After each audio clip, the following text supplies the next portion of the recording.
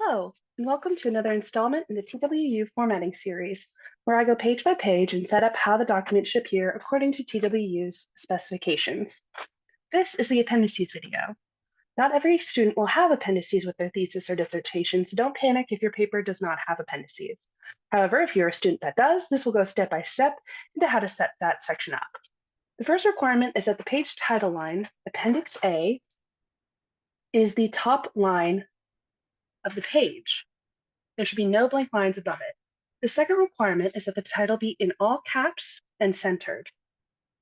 The third requirement is that the spacing of the page be double-spaced 0 point. We detail how to set up the TWU line spacing in the cover page video of this series. After you write Appendix A in all caps, centered on the top line of the page, hit Enter. Then in all caps, write the Appendix A title. For this example, it will be Information on Appendices. Note that how that is also in all caps and centered. And note that there isn't a title above Appendix A called Appendices that introduces the Appendices section. There should be no line like Appendices that introduces the section. You just begin with Appendix A and then the Appendix A title. Okay, now once you've entered the Appendix A title, hit Enter, and you can include whatever information you want in whatever format you desire. I will include the example we use in the Graduate School Technical Manual.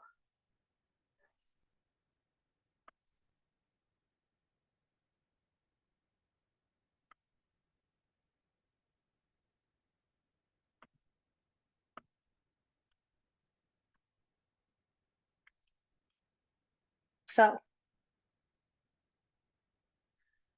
this is important information to know about appendices in general. Your appendix material should come after your reference list, even if you cite a source within your appendix. All appendices should be identified by a letter and a title. The letter and title should be listed on your table of contents in the correct order. Appendices can include surveys, interview scripts, recruitment materials, IRB approval materials, and so forth.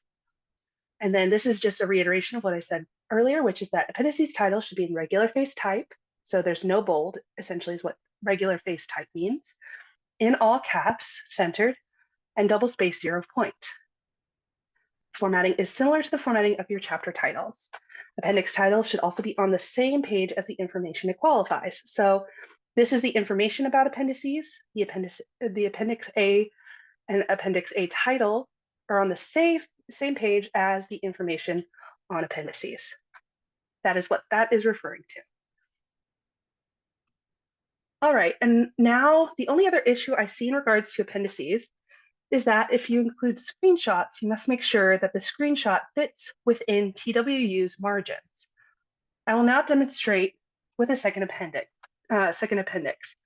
So first thing I will do is I will head over to the Insert tab and include a page break so that when I do an Appendix B title line, it is the top line of the page. So once again, Appendix B title in all caps and centered in regular face type, and then the Appendix B title line, which will be screenshot example. Now I'm copying the screenshot from the Graduate School Technical Manual and pasting it into the document here. The way to ensure that your screenshot is within the margins is by making sure that you can see the ruler.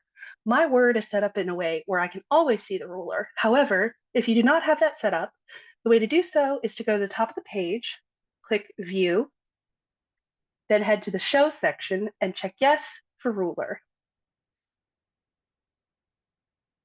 The gray portions of the ruler are the margins that you need to stay within.